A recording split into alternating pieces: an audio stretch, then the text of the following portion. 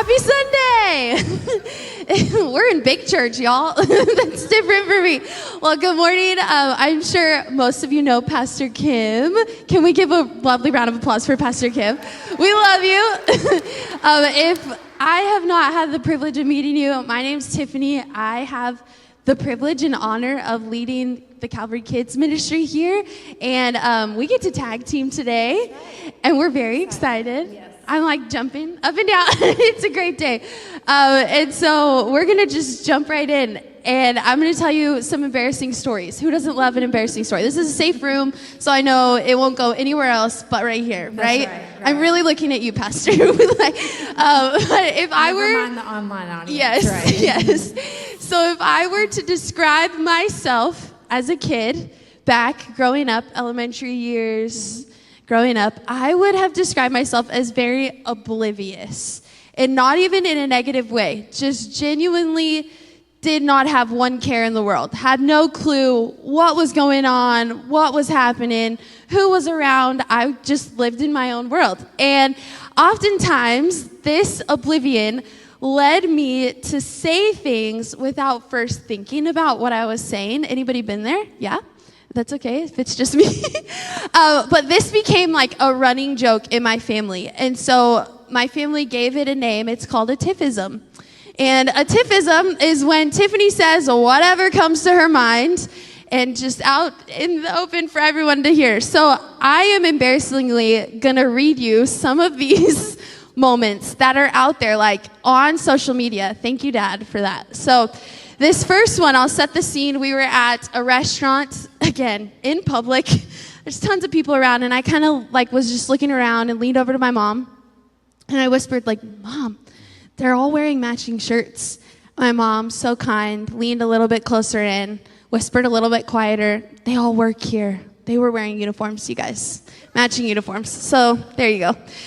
This next one, we were at SeaWorld, and we were waiting for the Shamu show. And, you know, like in the back, they have the whales practicing. Well, they're not practicing. They're like taking laps. Well, they don't stop swimming. Look, there's another one. Okay.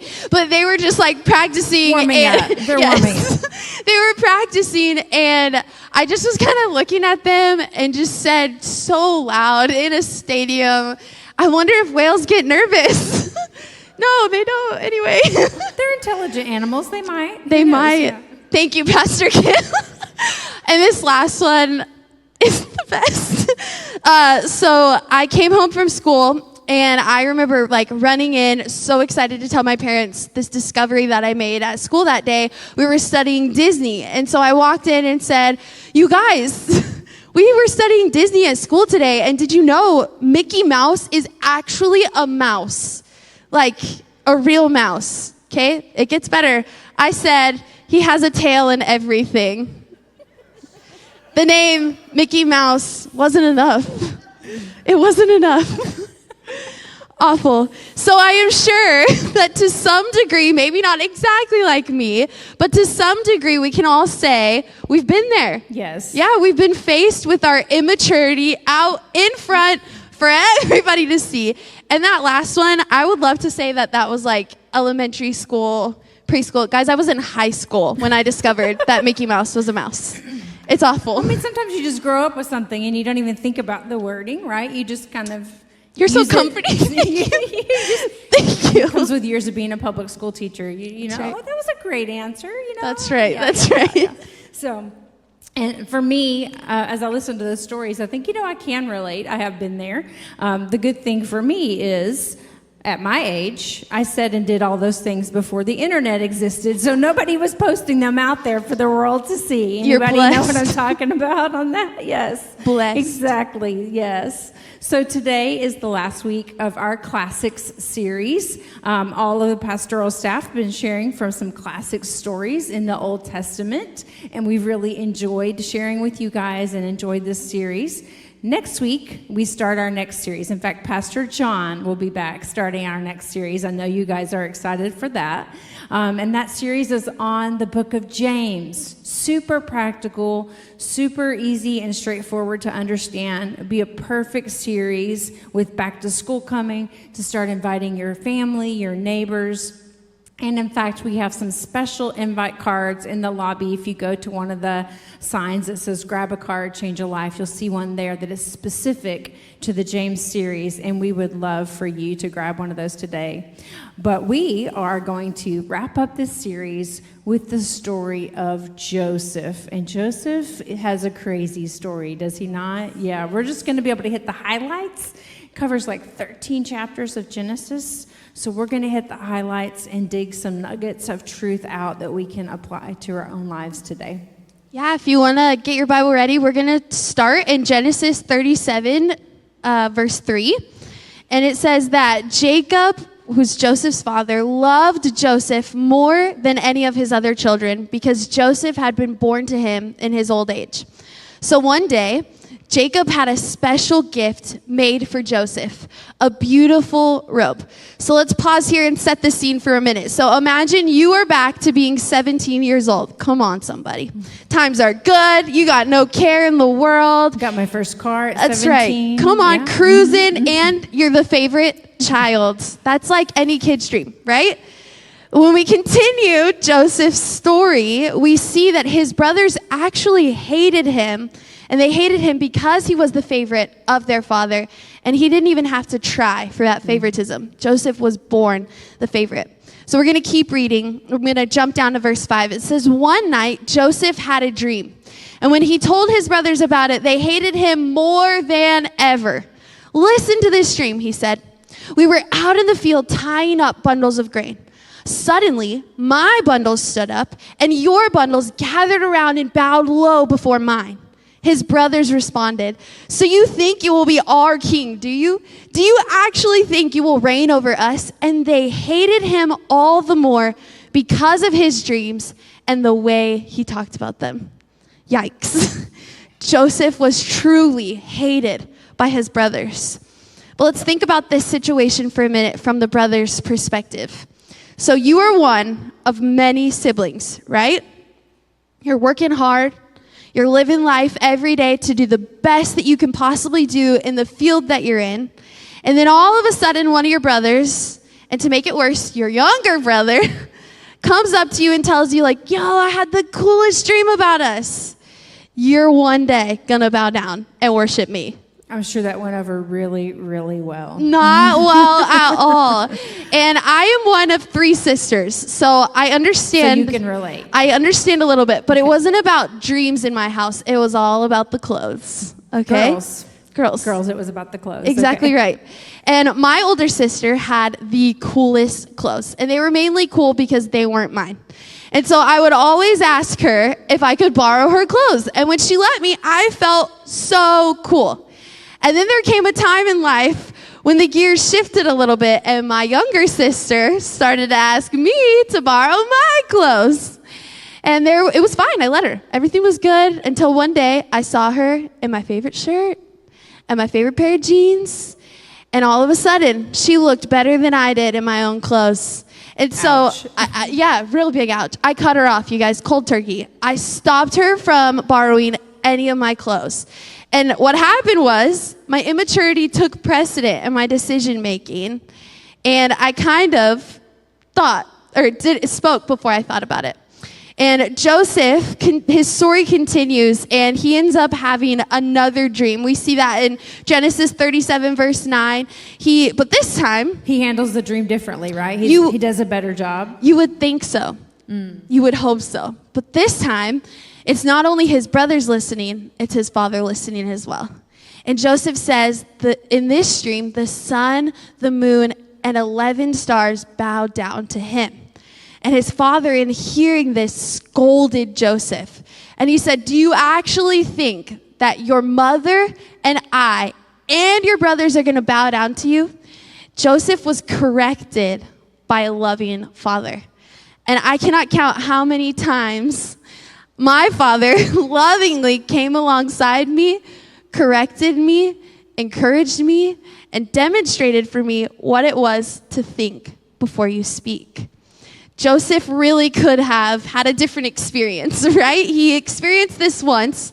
In the verse, it tells us that his brothers hated him all the more because of how he shared about his dreams. So in this situation, he could have applied it. But instead, immaturity was right there out in front of him.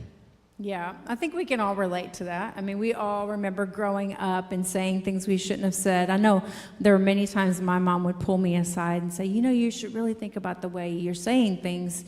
You come across in a way that I don't think you mean to, but sometimes it hurts people's feelings or it comes across harsh. And so parents do that for us. They raise us up. They teach us. And because we all have youthful immaturity, maybe yours wasn't with those kinds of things, but there are surely areas where you can see now that you did things as a youth that you didn't think about before you did them, or you didn't think about before you said them. But as with us and as with Joseph, adult life happens. And things start to squeeze us, and we encounter things that we never dreamt that we would before. So as it is with us, Joseph's life turns from his blissful ignorance or oblivion, as you said, to the circumstances start to get tough. And he goes from being the favorite son, whose worst problem is my older brothers don't like me, to the literal pit of life. And his brothers hatch a plan. Their hatred for him reaches a fevered pitch, and they hatch a plan to kill him. And in Genesis 37, continuing down, we're on verse 19, the brothers say, "Here comes the dreamer," they said. "Come on, let's kill him. Throw him into one of the cisterns. We can tell our father a wild animal has eaten him. Then we'll see what becomes of his dreams." So not only was Joseph acting immaturely, but also the brothers were trying to take matters into their own hands and being very immature about the way they handled it. But fortunately for Joseph, his oldest brother says, "You know what? Let's don't be quite so harsh. We can probably teach this kid a lesson without killing him. So yes, let's throw him in the pit, but let's don't kill him first." And while he's sitting there in this pit, a band of traders comes through, and one of the other brothers gets the bright idea, "Oh yeah, we don't need to kill this kid. Let's make some money off of him." And they sell him to these slave traders for what amounts to about $300 today. Isn't that crazy? His own brothers sold him for $300. It's not even his fault that his father loved him best.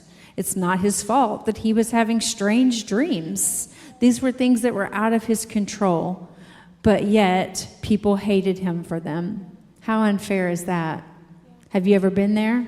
Yeah, I think we can all say we've been there, where people have hated us for things that were out of our control.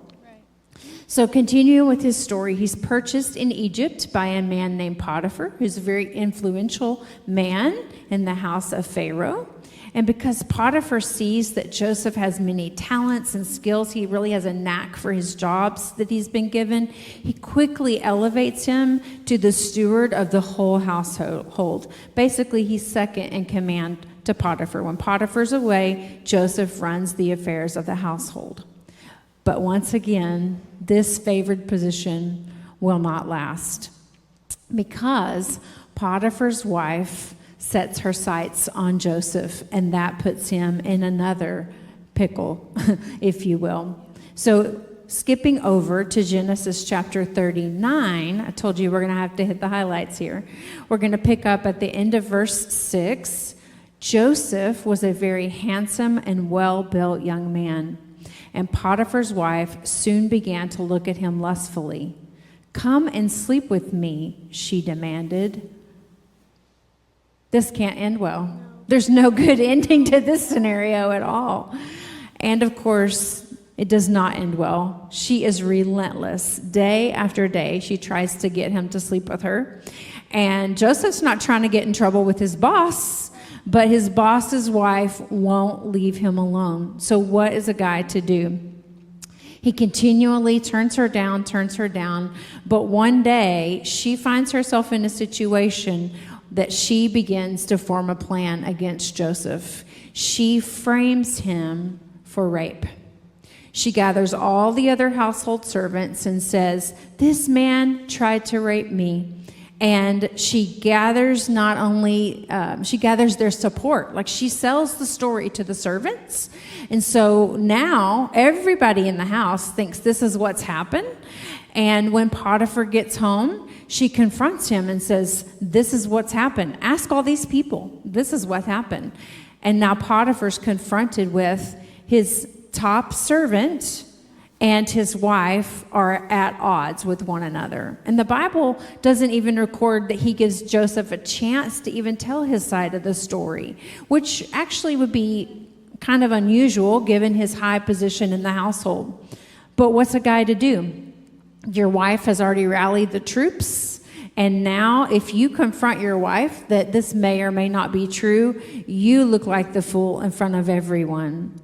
So Potiphar just takes his wife's word and he puts Joseph in prison. And actually, many theologians say that he could have been killed for this infraction. Like this was punishable by death, which potentially adds more credibility to the fact that maybe Potiphar wasn't sure if his wife was trustworthy or if he believed her. But anyway, there's Joseph. Talk about unfair. But what's this respected member of Pharaoh's household supposed to do? He saves his own face, saves his own reputation at the expense of Joseph's integrity. Have you ever been there? Have you ever had someone throw you under the bus to save themselves, even when it wasn't true? Even when they weren't giving the whole story, they let you take the heat when really they were just trying to save themselves. Can you relate to that? So Joseph, once again, uses his gifts and talents, and they are recognized, this time by the jailer, by the head of the prison. He sees Joseph's talents and skills, and he puts him at the top once again. Joseph lands on his feet. He decides to do the best job he can with what he's been given, and he is promoted to the head of the prison. He is over all the other prisoners. And as luck would have it, circumstance, coincidence, happenstance, or maybe God, two members of Pharaoh's household, of his kitchen staff, also land in prison. And at this point in time, Joseph is now their supervisor, the head of all the prisoners.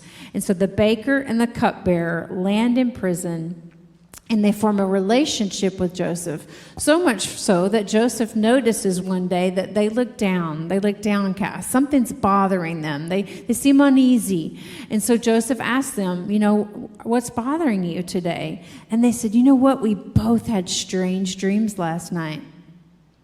Strange dreams. I think Joseph knows about strange dreams. And he said, and we don't know what they mean.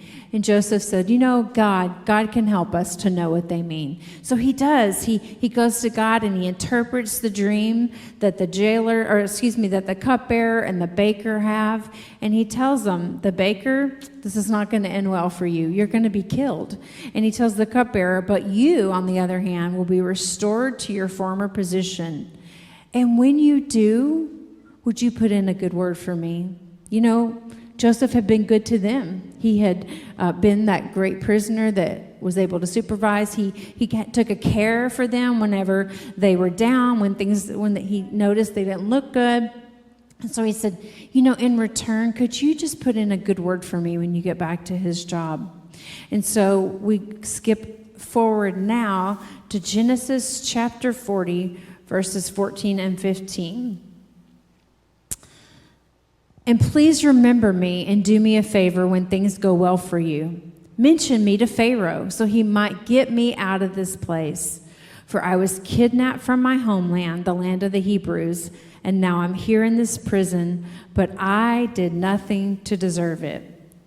And as we said, his prediction came true. And guess what happened? The cupbearer forgot. He forgot. He did not mention Joseph. He got out of his trouble, and he forgot all about Joseph. Have you ever been there? That feels really unfair, right? When somebody that you've helped and you've helped them through a difficult time, and now you're in the difficult time and they've completely forgotten about you. Can anybody relate to that one? I know I have been. For some of us, we can relate to parts of Joseph's story, but some of us, our harsh realities of life may have been a lot different. Maybe your harsh realities of the adult world came at a young age because of divorce, abuse, or the death of a parent, maybe mental illness in your home. Maybe your blissful youth ended much earlier than for others. Or maybe it was in adulthood that you found yourself in a situation you never imagined would happen to you. And that is when the screeching halt of youthful bliss and oblivion came to an end. You know, in John 16, Jesus tells us that we will have troubles in this world. And he encourages us. He says, take heart, I've overcome the world, right? The end of the story is good. We win in the end. But while we're here in the in-between, we will have troubles, Jesus says. So it's not a matter of if we encounter troubles, but when we encounter troubles. Life gets hard. And when it does, it often brings us to a crossroads of decisions that we have to make. That's right. And there are many ways that Joseph could have acted in these circumstances. So I'm going to kind of step outside of Joseph's story for a second and put it into today's culture and our perspective, right? So there's this trend that whenever something happens kind of against our will or outside of our agreements or, circumstances just change and we have no control over it. There's this trend of saying that we are the victim, right? Everything's happening to me. Everything around me is affecting how I behave. And, you just take on this victim mentality. And honestly, it's a fleshly reaction. It's a natural thing to just say, man, I wish this would stop happening to me.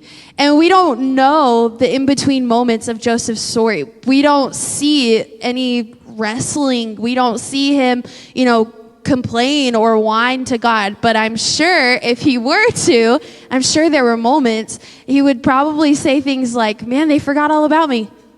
I've said that a time or two. He could have probably said, do these people even see me? Do they see how hard I'm working?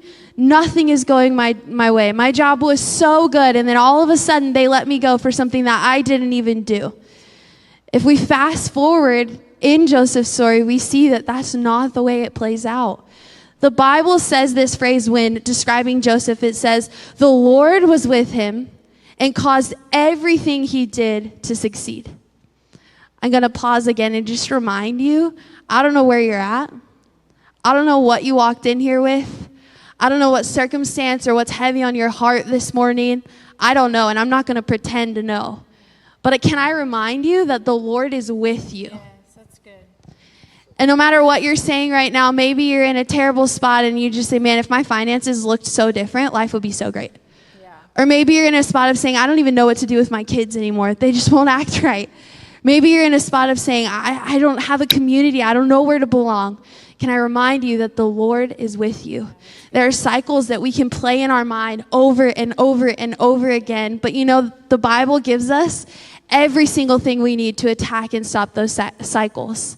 I'm just going to give you a few. God is for you. Jeremiah 29:11, for I know the plans I have for you, declares the Lord. They're plans to prosper you and not to harm you. Even more than that, they're plans to give you a hope and a future. So with that word, he's going before you in whatever situation you're in right now. He's fighting a battle you haven't even encountered yet. He's thinking and acting on things in your life and in your family that you haven't even thought about yet. The Lord is with you. And Joseph's experience is about to drastically change in our story. When we continue, we read way down, we've skipped a few chapters here. Pharaoh is beginning to have some crazy dreams. I sense a theme here. There's a theme. Dreams that Pharaoh himself can't even figure out. Now, that's a big deal. It was believed in this time that if a king or a leader had a dream, they would also be given the interpretation because they were the highest, right? So they had a dream, they could communicate it. And Pharaoh, for whatever reason, God, could not interpret these dreams. And so after many years, Joseph ends up being called from the prison to interpret these dreams of Pharaoh that nobody can figure out. He talked all he could. All of his resources were expanded. And then there's Joseph. And these dreams revealed that there was soon going to be a great famine in the land of Egypt. And while Joseph was giving the interpretation, he also gave the strategy for which Egypt could survive during this famine. Pharaoh was so happy about this strategy and plan that Joseph gave, and he saw the wisdom in Joseph, that he makes Joseph the second in all the land of Egypt. Another theme. He's been the second before. Yes, that's right. But this time it's different. Yeah. The only person he has to answer to is Pharaoh himself. So he truly is the second in command of all of Egypt. And sure enough, the famine comes on the land, and it's as bad as Joseph said it would be, but they have a strategy. The Bible says that it's so bad that even the good memories of Egypt and the good years were all forgotten because of how bad this famine was. And Joseph's family, like every other family in this time, found their way to Egypt to buy grain. And after much time of Joseph kind of tricking his brothers a little bit, he was like testing their character, right? Like, yes. Are these still the same scoundrels that threw me in a pit? I need to test these guys before I decide how I'm going to proceed here. Right, yeah. right. He was disguising himself. Mm-hmm. Well, not really disguising. They didn't recognize him. He recognized them right away. And he kind of messes with them a little bit, speaks harshly to them, plays tricks. But after so much time goes on, he decides to reveal himself. He just kind of can't take it anymore. He gets emotional. He does. We're about to read Genesis 45. And at this time, this isn't a calm state that Joseph is in. It's all been built up. Imagine being faced with the person that hurt you. You didn't handle it. They didn't handle it. Now they're right in front of you. Well, how are you going to act? You know, it's not going to be pretty. And all this has been built up after so much time of Joseph messing with them. And in Genesis 45, verse 4, it says, "Then Joseph said to his brothers, 'Come close to me.' When they had done so, he said, 'I am your brother Joseph, the one you sold into Egypt. And now do not be distressed and do not be angry with yourselves for selling me here, because it was to save lives that God sent me ahead of you.'" Wow. Just wow. Yeah. Now, I don't know about you, but if I'm one of Joseph's brothers in this situation, I'm having flashbacks of everything I did to my little brother. I'm kind of terrified, right? Like, I threw this guy into a pit. I sold him. I don't even know what I did with the money. Like, you know, all those thoughts are coming in your head. So, of course, there's fear there. There's terror. And also, you have to take into account here, Joseph wasn't just nobody in this story anymore. He wasn't just the little brother. He's now the second in command of all of Egypt. They were terrified when they saw that it was really Joseph. And again, Joseph could have acted in any way. He could have done anything, but the path he chose is not an easy one that is right in front of us to choose. I mean, it's there, but it's not one we often take. He chose forgiveness. In Genesis 50, verse 19, it says, "But Joseph said to them, 'Do not be afraid. Am I in the place of God? You intended to harm me, but God intended it for good, to accomplish what is now being done, the saving of many lives.'" Wow. Can you even imagine? I mean, he was so readily offered that forgiveness. They didn't even ask for it. He just said, "You know what? Don't be distressed. Don't be upset. Don't blame yourselves." He saw God's purpose. He went from the immature little bratty brother to a very mature man. I mean, this was about a 13-year process, right? He was in Egypt for about 13 years. So yes, he was 17 at the beginning of the story, but now he's only 30. I mean, he's not that old, and he has matured a lot in those 13 years. To be able to say that to his brothers shows a lot of growth in those 13 years.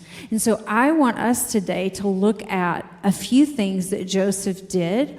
You mentioned earlier, we don't know. There are parts of Joseph's story we don't know. Even though it covers so many chapters, there's so many of his thoughts and what was he thinking when he was in that caravan going back to Egypt. What was he thinking the first night he spent the night in Potiphar's house, not knowing if he would be sent out into the fields to die because, hard slave labor. He didn't know. The first night in jail. We don't know his thoughts, but we do get a glimpse into the outcome. We do get to see where Joseph ended up, which kind of tells us a little bit about where he may have turned his thoughts, even if the initial ones were not so good. And so I want us to glean with Joseph a few nuggets today that we can apply to our own lives when life hits us, when troubles inevitably come.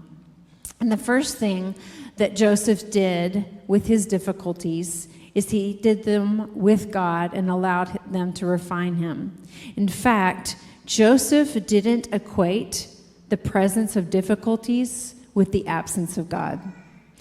Pastor Tiffany said earlier, God is with you.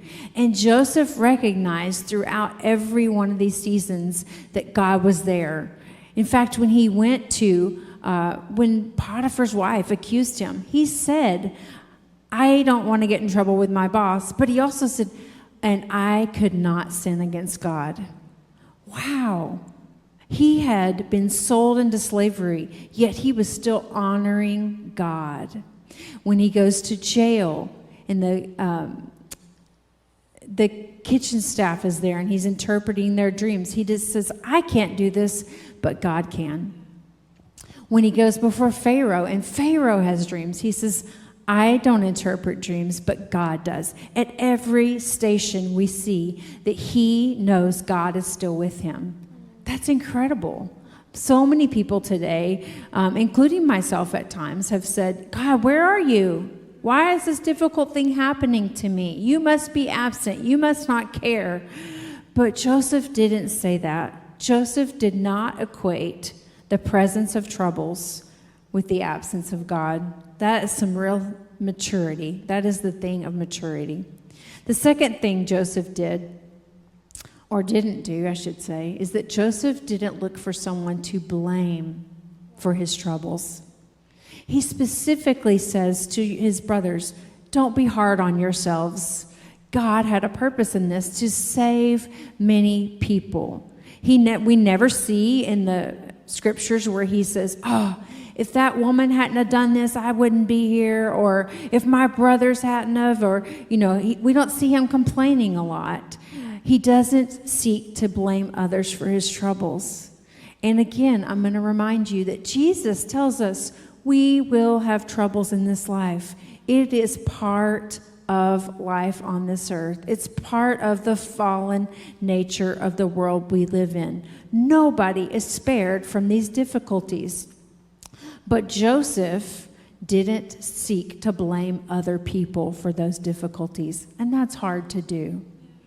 But that is the stuff of maturity. That is what we are called to do when we grow and develop in Jesus. When we move from the milk of Christianity to the meat of Christianity, we are expected to mature and handle things more maturely at age 30, 40, 50, 60 than we did at 17, 27, etc. And finally, the last thing that Joseph did, which I believe is the key to the other two. I don't think he could have done the other two without this one, but Joseph looked for purpose in his trials. You see, we all need purpose in life. Every part of life, we need to know that we have a purpose. And how much more do we need to know in the difficult times that there must be a purpose? God must be accomplishing something in this for us to hang on, to trust God, and to look for the brighter outcome on the other side. We can't do that. We can't acknowledge God. We can't stop ourselves from blaming others if we don't know there is a bigger purpose. There is a greater purpose for what we are going through. But that requires maturity. Will you guys stand with me all over this place? Now, today we've talked about growing in maturity from the way we act when we are youthful and carefree to when life gets tough and squeezes us and requires that we leave behind the things of our youth. You know, Paul says, when I was a child, I spake as a child. I did things like a child, but when I grew up. And that's what God wants for us and requires from us, is that we leave behind the immaturity of our childhood and that we would grow up, that we would grow in the Lord, that we would walk with Him in that growth. Would you bow your heads with me? There may be some of you here today that you've listened to the story of Joseph and you said, well, yeah, I can relate to some of those things. I've definitely gone through some tough times. I've definitely been treated unfairly by people at times. But yet, I didn't really think about going through those things with God. In fact, I just kind of handle my life. I don't even really think about giving things to God because I don't really walk with God. I don't have a relationship with Him. He's not really part of my life. I mean, yeah, maybe occasionally if I get in a really bad spot, I might send up a prayer because if it works, great, but but I don't truly embrace a relationship with God where He walks with me. But today, as I listen to Joseph's story, I realize I would really like that.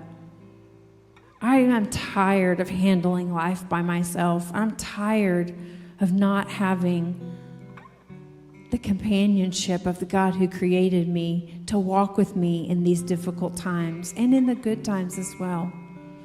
And if that's you today and you say, you know what, I'm tired of doing this alone. I really do want God to walk alongside me. I want to invite Him on this journey with me.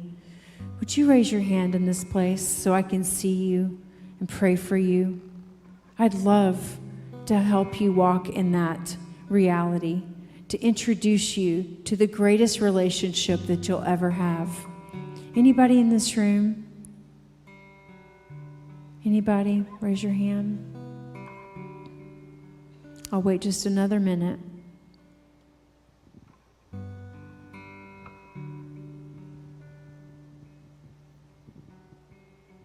Okay. You can open your eyes and look up. There may be some of you here today that say, I do walk with the Lord, but I do recognize that lately I have not been handling my difficulties with a lot of maturity.